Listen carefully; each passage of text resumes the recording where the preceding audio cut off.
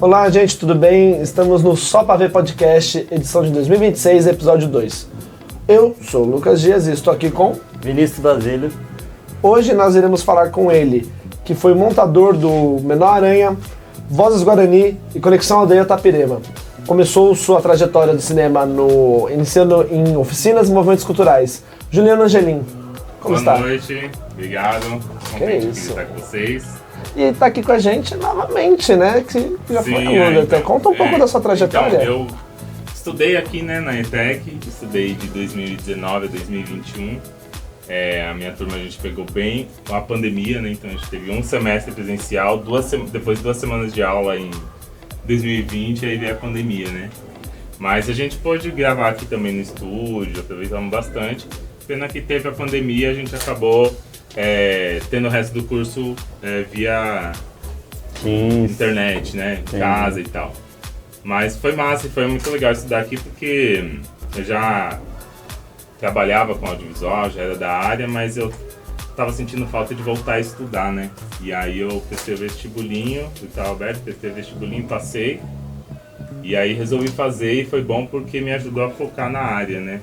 Tipo, eu trabalhava com várias coisas e aí eu comecei a focar mais no audiovisual e aí foi bom também profissionalmente pra mim, né? Pra eu estudar mais, pra eu me aprofundar mais na linguagem do cinema. Eu sou uma pessoa que faz várias coisas ao mesmo tempo, gosto de várias linguagens artísticas. E aí eu tava meio com um pé na música, um pé na poesia, um pé nas artes visuais. E aí trabalhando cada vez mais com cinema e aí estudar aqui me deu esse gás, assim, pra focar na área. Muito Esses filmes legal. que você citou foram todos de lá pra cá, depois que eu me formei pra cá, né? E como é que foi entrar, então? Porque você falou que aqui você já era. Então, como é que foi entrar na área, então? O que te chamou? Putz, então, né? Assim, eu comecei, como eu disse, fazendo um monte de coisa, né? Então, fazia fanzine, fazia música. E aí um dia, isso ainda no finalzinho da adolescência, eu resolvi comprar uma camerinha digital. E aí saía filmando tudo, e aí ia nos rolês da quebrada, filmava, fotografava, e aí todo mundo começou a me conhecer a partir disso que eu fazia. Eu sempre tava com a câmera, sempre tava filmando. Então as pessoas começaram a me chamar, vai ter tal show, cola. E aí eu falava, e aí começou a surgir trampo, começou a surgir convite, né? E aí nisso fui dirigir documentário aqui, um outro ali, um videoclipe, e aí em 2010 eu resolvi entrar na Escola Livre de Cinema e Vídeo. E aí eu entrei meio que descompromissado também. Eu tava pensando assim, vamos aí, né? Vamos fazer um teste. Vamos estudar. É um hobby, né? E aí vários perrengues, porque em Santo André, né? Eu moro no Grajaú. Mas aí eu terminei o curso e falei, mano, isso é muito bom de se fazer, sabe? E aí eu fui o diretor do TCC, é um filme chamado Dias de Verão Não Deixam Rastros de Cinza, que é a história de amor entre uma mulher e uma barata. E foi um filme que também, na exibição, a galera ficou bastante impactada, assim, e tal. É um filme que eu uso, inclusive, até hoje nas aulas. E aí eu terminei, e aí eu, na sequência, já dirigi um documentário que é o Malungo, o coletivo Malungo, que é um coletivo de pedagogia antirracista. E aí, deu um tempo, eu falei, putz, eu preciso compartilhar isso. Então eu comecei a escrever projetos de oficina e aí eu já trabalhava como arte educador, de grafite, artes visuais para jovens em conflito com a lei. E aí eu comecei a dar oficinas no Centro Cultural, fazer de cultura, de audiovisual especificamente. E aí foi legal também ver o coletivo se formando a partir das oficinas e tal.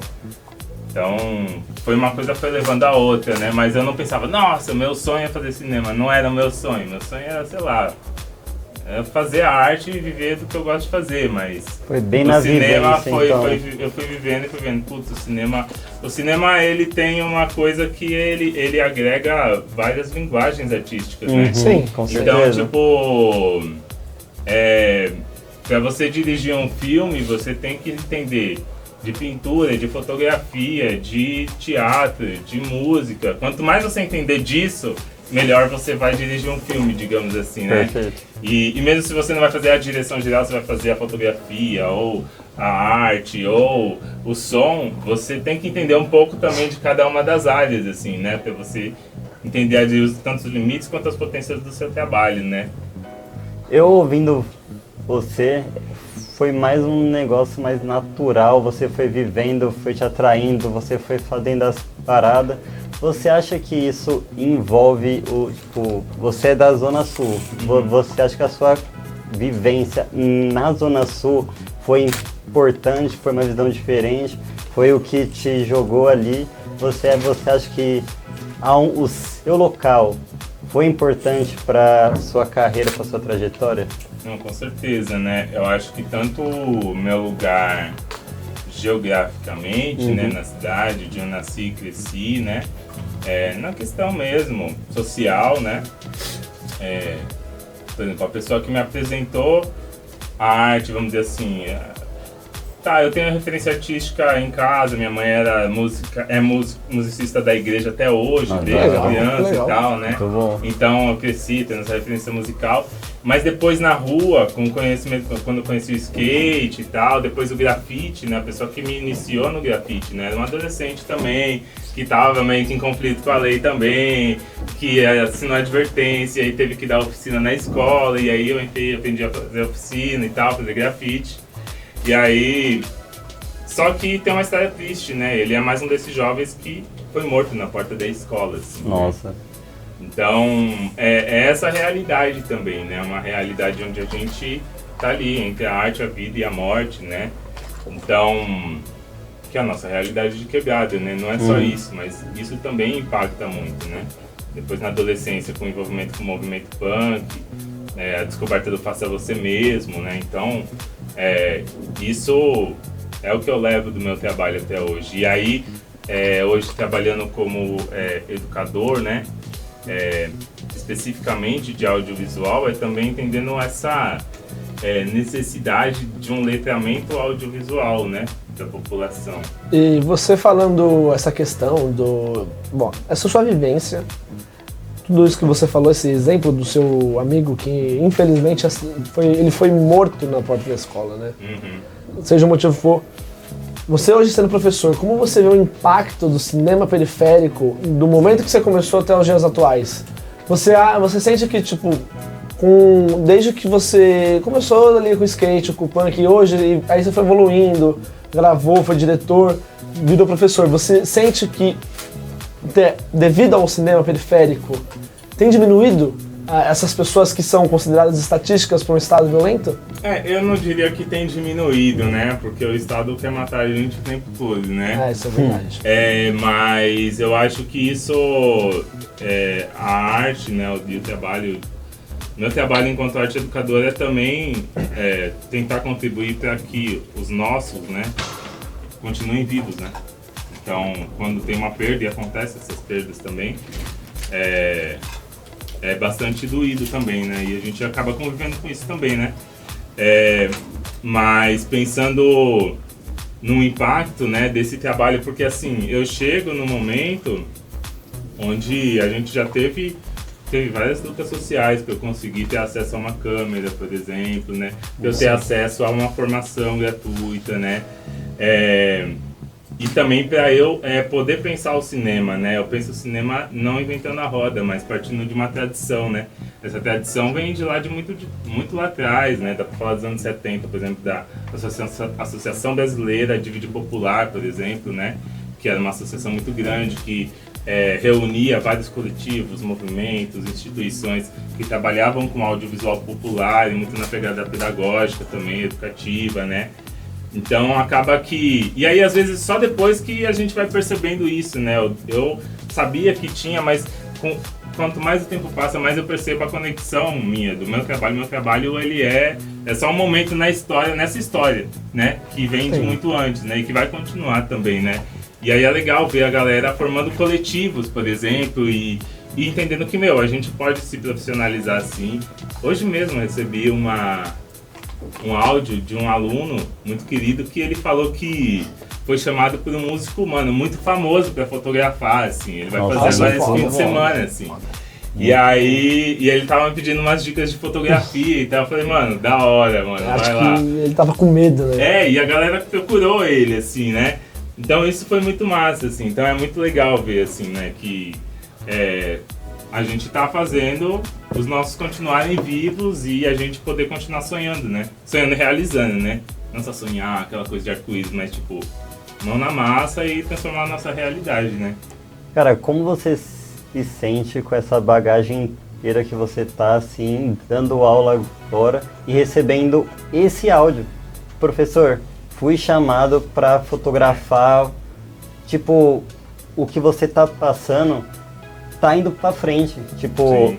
a vontade dessa criança aprendeu e tá seguindo. Qual que é a sensação mais como professor mesmo? Ah, é isso, né? Eu acho que tem uma coisa que é de... Putz, tem um negócio que é também, que eu falo, né, pra galera que são os meus alunos, né? Das várias idades, geralmente a partir da adolescência. Uhum. Esse aluno, ele é mais velho, né? Assim, tipo, já tem uns 30 anos, assim.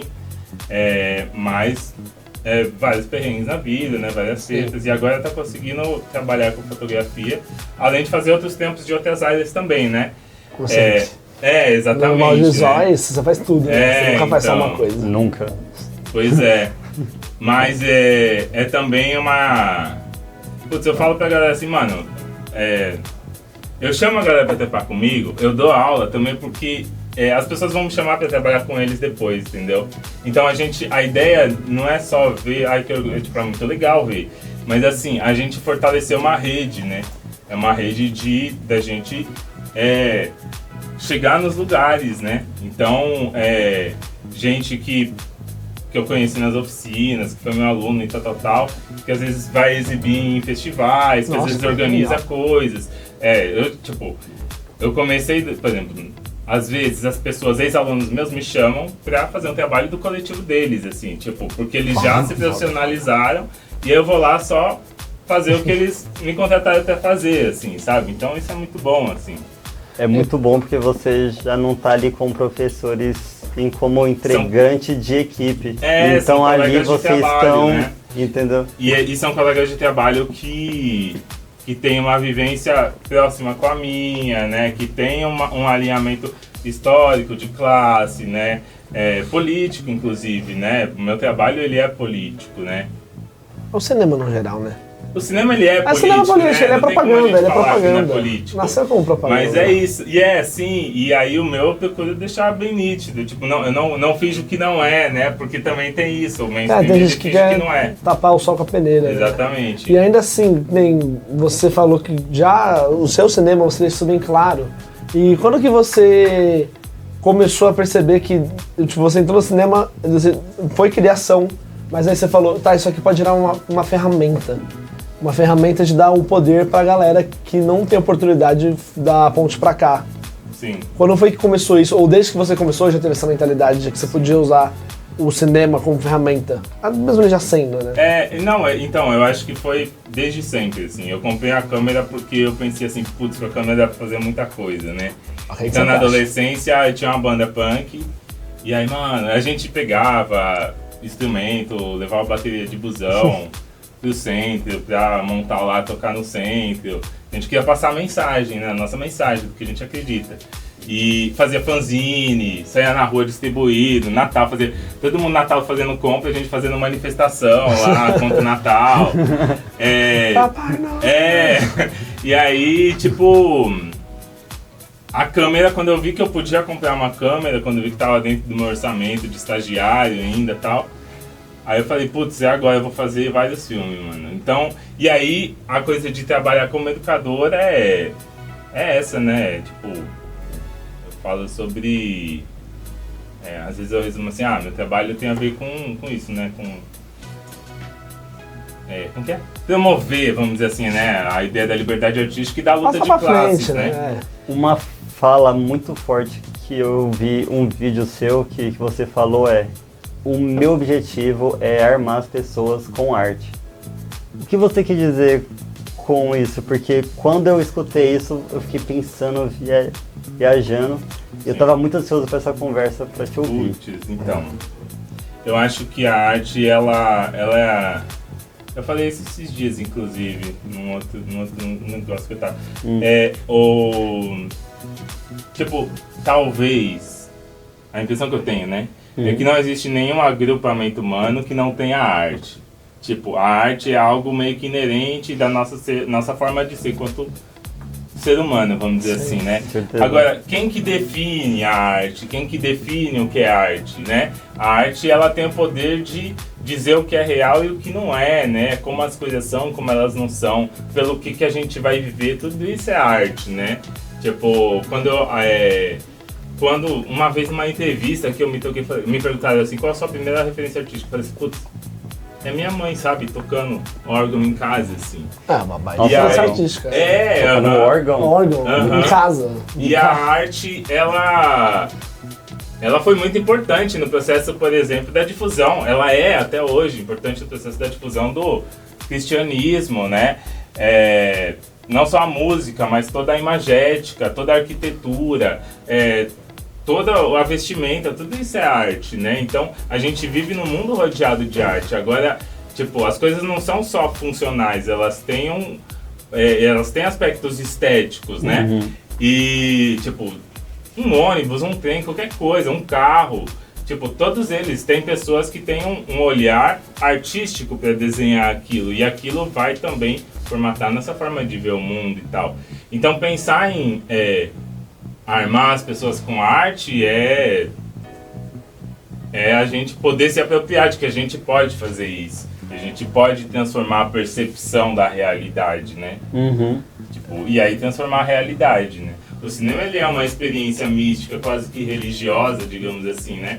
E aí eu costumo falar, faz parte da cultura brasileira, por exemplo, ir pra igreja, ir pro bar assistir um futebol. Tem que fazer parte também, sentar junto e assistir filme. E conversar sobre o que sentiu, sobre o que pensou, sobre como foi pra cada um assistir aquele filme. Isso tem que fazer parte da nossa cultura, sabe? Eu acho que esse é um possível passo aí, sabe? Pra gente pensar em criar comunidades, para que a gente criar espaços onde a gente se sinta acolhido, né? E você faz isso com seus alunos? Sim, aham. Então, sim, eu sou um pregador do cineclube, né? Tipo, aqui a gente tem 2, 4, 6, comigo 7 pessoas. Se cada pessoa aqui organizar um cineclube no ano, a gente tem 7 meses de exibição do cineclube. Nossa, o cineclube não dura um mês. Vamos pensar que é um por mês. Vamos pensar que é um por mês. Justo. E aí a gente tem 7, então todo mês a gente vai assistir ao longo de um ano pelo menos 7 filmes, e a gente vai trocar ideias sobre isso, e a gente vai ter percepções diferentes sobre isso. É fácil de fazer cineclube, né? Então, eu organizo lá no Grajaú, no Centro Cultural Grajaú, também faço parte lá do Churrasquino, né? Lá do Ibiralab, onde a gente organiza também o cineclube, cinema independente também, que é um cinema com churrasco e depois karaokê, churrasco vegano também para quem não come carne. Obrigado.